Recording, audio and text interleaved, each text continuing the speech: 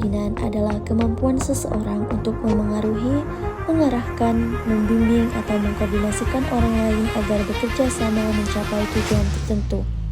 Seorang pemimpin bukan hanya orang yang memberi perintah, tetapi juga menjadi teladan, motivator, dan pengambil keputusan dalam suatu kelompok atau organisasi.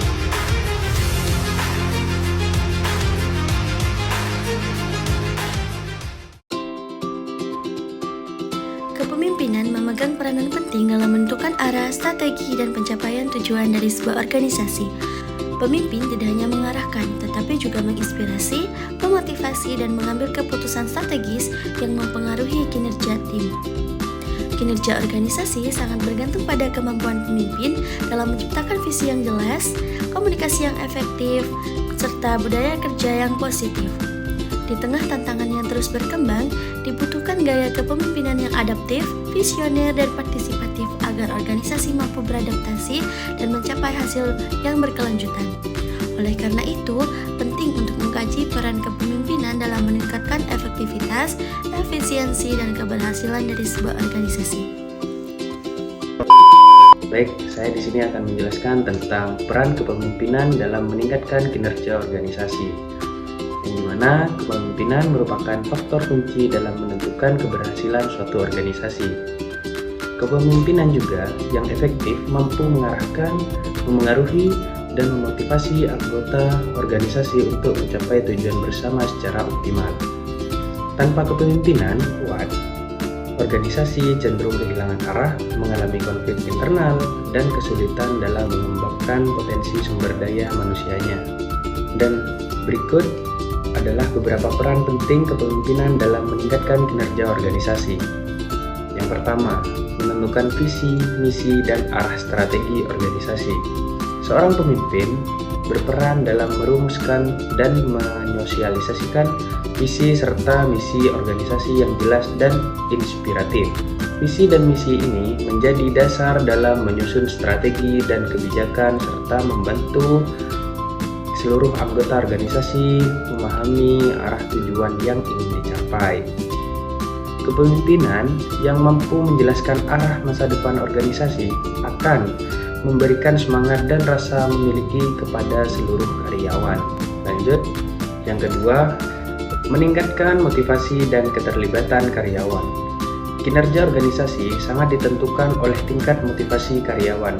Pemimpin yang mampu membangun komunikasi yang baik, memberikan penghargaan, serta melibatkan karyawan dalam pengembalian keputusan akan meningkatkan semangat kerja dan loyalitas. Gaya kepemimpinan transformasional sangat efektif dalam hal ini karena mampu menginspirasi dan mendorong perubahan positif dalam diri karyawan. Baik, di sini saya ingin melanjutkan penjelasan yang dijelaskan oleh rekan saya yang sebelumnya. Yang nomor 3, membangun budaya organisasi yang positif. Kepemimpinan menentukan nilai-nilai, norma, dan etika kerja dalam organisasi. Pemimpin yang konsisten dan berintegritas akan menciptakan budaya kerja yang kolaboratif dan profesional dan terbuka terhadap inovasi. Budaya organisasi yang sehat akan meningkatkan produktivitas, mengurangi konflik, dan mempercepat pencapaian target.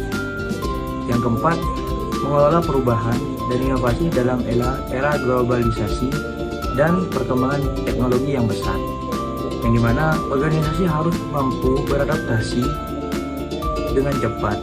Pemimpin berperan sebagai agen perubahan atau agen yang mendorong inovasi, mengatasi resistensi, dan memastikan proses perubahan berjalan efektif.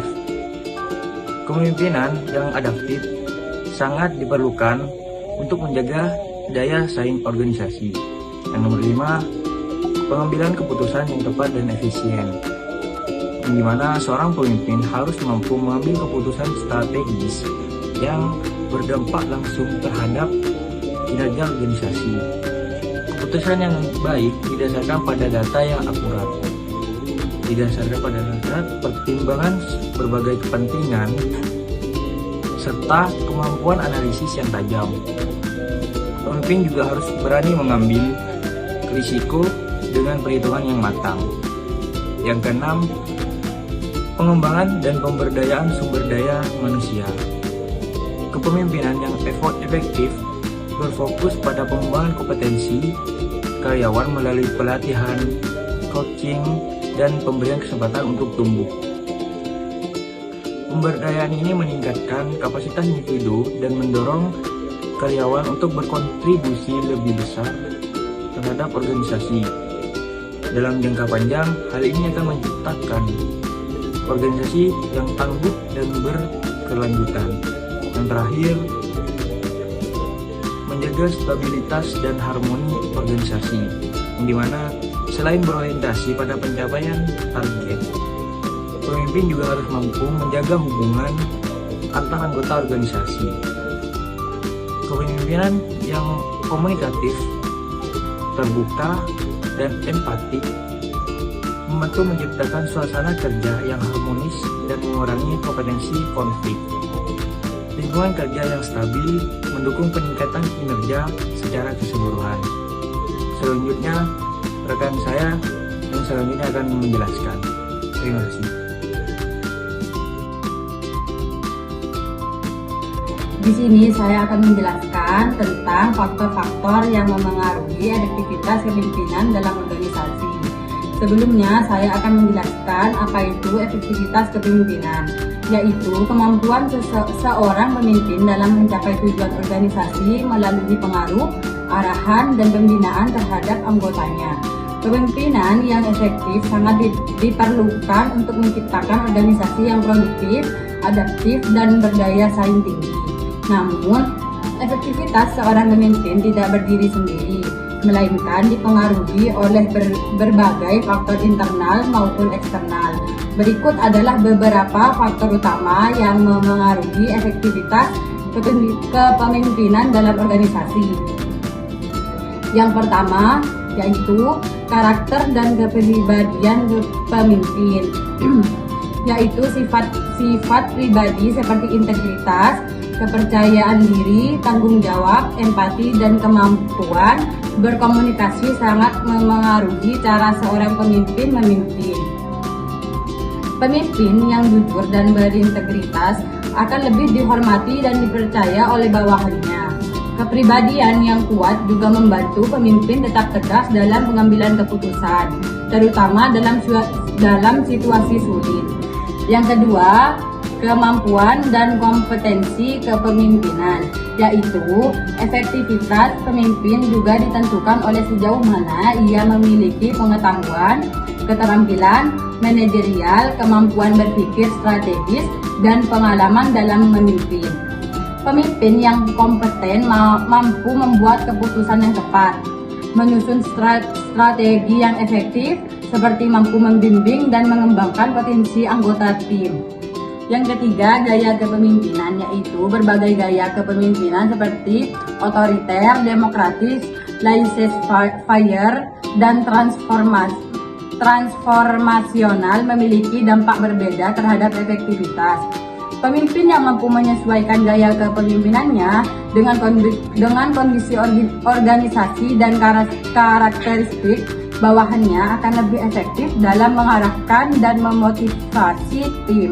Yang keempat, yaitu hubungan antara pemimpin dan bawahan. Interaksi yang harmonis antara pemimpin dan anggota organisasi sangat berpengaruh terhadap efektivitas kepemimpinan. Pemimpin yang mampu membangun kepercayaan, komunikasi terbuka, serta memperhatikan aspirasi dan kebutuhan bawahannya akan lebih mudah memperoleh dukungan dalam pelaksanaan tugas-tugas organisasi. Dan pembahasan selanjutnya akan dijelaskan oleh pemateri selanjutnya. Di sini saya akan melanjutkan pembahasan dari pemateri sebelumnya, yaitu tentang faktor utama yang mempengaruhi efektivitas kepemimpinan dalam organisasi. Yang kelima yaitu budaya dan struktur organisasi. Budaya organisasi yang mendukung kerjasama, inovasi, dan profesionalisme akan meningkatkan efektivitas kepemimpinan. Begitu pula struktur organisasi yang jelas dan tidak birokratis memungkinkan pemimpin menjalankan perannya secara efisien dan fleksibel. Yang keenam, yaitu situasi dan kondisi lingkungan. Faktor eksternal seperti perubahan teknologi, kondisi ekonomi, dan perkembangan sosial politik juga memengaruhi efektivitas kepemimpinan. Pemimpin harus mampu membaca situasi, menyesuaikan strategi, dan bersikap responsif terhadap dinamika lingkungan agar dapat tetap efektif dalam mengelola organisasi. Yang ketujuh adalah dukungan dari manajemen dan tim, yaitu seorang pemimpin tidak dapat bekerja sendiri. Dukungan dari manajemen tingkat atas dan kerjasama tim sangat penting dalam menunjang keberhasilan kepemimpinan. Tanpa dukungan tersebut, pemimpin akan kesulitan dalam menjalankan kebijakan dan mencapai tujuan organisasi. Dan yang terakhir adalah sarana dan sumber daya yang tersedia. Efektivitas kepemimpinan juga dipengaruhi oleh ketersediaan sumber daya seperti anggaran, fasilitas kerja, teknologi, dan sumber daya manusia yang memadai. Tanpa dukungan sumber daya yang cukup, pemimpin akan menghadapi banyak kendala dalam melaksanakan program dan kebijakan organisasi, dan akan dilanjutkan oleh pemateri selanjutnya. Jadi saya akan melanjutkan materi sebelumnya, yaitu mengenai gaya kepemimpinan yang paling sesuai untuk mendorong peningkatan kinerja organisasi. Kinerja organisasi sangat dipengaruhi oleh bagaimana seorang pemimpin mengarahkan, membina, dan memotivasi anggotanya. Salah satu faktor kunci keberhasilan dalam memimpin adalah gaya kepemimpinan yang digunakan. Dalam konteks organisasi modern yang dinamis, kompleks, dan kompetitif, gaya kepemimpinan transformasional dianggap sebagai yang paling sesuai untuk mendorong peningkatan kinerja organisasi. Di sini kami akan membahas mengenai gaya kepemimpinan transformasional. Poin yang pertama yaitu definisi dan ciri utama kepemimpinan transformasional. Definisi kepemimpinan transformasional adalah gaya kepemimpinan yang berfokus pada inspirasi, perubahan positif, dan pengembangan individu dalam organisasi. Pemimpin transformasional tidak hanya memberi perintah, tetapi juga menjadi panutan, motivator, dan visioner bagi anggotanya. Selanjutnya, ciri utama kepemimpinan transformasional meliputi yang pertama yaitu inspirational motivation, yaitu mampu memberikan visi dan misi yang menginspirasi. Yang kedua, irresistibles, yaitu menjadi teladan yang dapat dipercaya dan dihormati. Yang ketiga, intellectual stimulation, yaitu mendorong kreativitas, inovasi, dan kreativitas. Yang terakhir, yang keempat yaitu integration consideration, yaitu memberi perhatian khusus pada kebutuhan dan potensi setiap individu. Poin kedua, mengapa gaya transformasional efektif dalam meningkatkan kinerja? Gaya ini dianggap efektif karena yang pertama, meningkatkan motivasi dan keterlibatan kerja. Karena itu, karyawan akan merasa dihargai dan terlibat dalam proses organisasi. Yang kedua, mendorong inovasi dan perubahan. Ini cocok untuk menghadapi tantangan zaman yang cepat berubah. Yang ketiga, membangun hubungan kerja yang kuat. Karena hubungan yang positif antara pemimpin dan bawahan akan meningkatkan loyalitas dan semangat kerja. Dan yang keempat, meningkatkan kepuasan dan retensi karyawan. Karena karyawan yang merasa diperhatikan dan didukung cenderung bertahan lebih lama dan bekerja lebih produktif. Dan sekarang lanjut ke poin ketiga, yaitu penerapan kepemimpinan transformasional di organisasi. Untuk menerapkan gaya ini secara efektif, seseorang pemimpin harus, yaitu yang pertama, menyusun visi yang jelas dan komunikatif.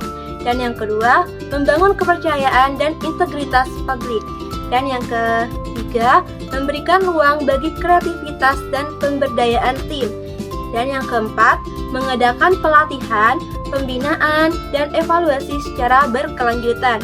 Sekarang kita akan membahas tentang poin keempat, yaitu perbandingan dengan gaya kepemimpinan lain. Meskipun gaya kepemimpinan lain seperti otoriter atau transaksional mungkin masih relevan dalam situasi tertentu, gaya tersebut cenderung kurang fleksibel dan kurang mendorong inisiatif. Kepemimpinan transformasional lebih cocok dalam organisasi yang mengutamakan kolaborasi, pembelajaran, dan perubahan berkelanjutan. Selanjutnya, dampak dari kepemimpinan yang tidak efektif terhadap pencapaian tujuan organisasi. Kepemimpinan memiliki peranan yang sangat krusial dalam proses pencapaian tujuan organisasi. Ketika kepemimpinan berjalan dengan baik, organisasi dapat bergerak secara terarah, efisien, dan produktif.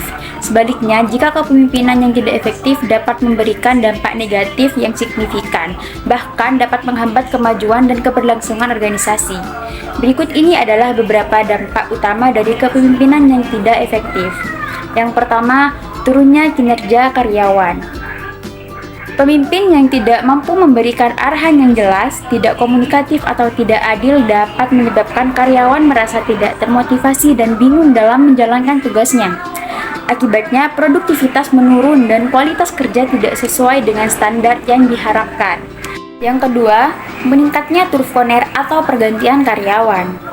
Kepemimpinan yang buruk seringkali membuat karyawan merasa tidak dihargai, stres, atau tidak nyaman dalam lingkungan kerja. Hal ini bisa mendorong karyawan untuk mencari pekerjaan di tempat lain yang akhirnya meningkatkan angka turnover dan dapat merugikan organisasi secara operasional dan finansial. Baik, di sini saya akan melanjutkan pembahasan yang telah disampaikan oleh pemateri yang sebelumnya, yaitu poin ketiga membahas tentang kurangnya inovasi dan inisiatif, di mana pemimpin yang tidak memberikan peluang untuk masukan ide baru atau tidak mendukung kreativitas, bahkan terlalu otoriter, akan menghambat inisiatif dari anggota tim. Organisasi menjadi stuck dan kurang mampu beradaptasi dengan perubahan lingkungan yang beresiko terhadap keberlangsungan bisnis. Poin keempat membahas tentang komunikasi yang tidak efektif, di mana salah satu ciri kepemimpinan yang kurang efektif adalah komunikasi yang tidak jelas, satu arah, atau bahkan tidak transparan. Hal ini akan menimbulkan miskomunikasi, kesalahpahaman, dan konflik internal yang berdampak pada kegagalan koordinasi antar anggota. Pada poin kelima membahas tentang turunnya moral dan loyalitas karyawan, di mana karyawan yang dipimpin oleh pemimpin yang tidak bisa memberikan dukungan, empati, atau bahkan kepercayaan akan merasa tidak dihargai. Hal ini akan menurunkan moral kerja, melemahkan rasa kepemilikan terhadap organisasi, dan menurunkan loyalitas jangka panjang. Sekian yang dapat saya sampaikan. Materi selanjutnya akan dilanjut oleh pemateri berikutnya. Baik, saya akan melanjutkan presentasi tentang gagalnya mencapai target dan tujuan organisasi. Dampak paling nyata dari kepemimpinan yang tidak efektif adalah kegagalan dalam mencapai visi misi dan organisasi. Tingkatnya yang buruk, pelaksanaan yang tidak konsisten, dan pengambil keputusan yang salah akan menyebabkan organisasi kehilangan arah dan tujuan tidak tercapai. 7. Reputasi organisasi menurun. Kepemimpinan yang tidak kompeten juga bisa berdampak pada citra organisasi di mata publik, mitra kerja, dan pelanggan. Reputasi yang buruk akan mengurangi kepercayaan stakeholder dan menghambat pertumbuhan organisasi dalam jangka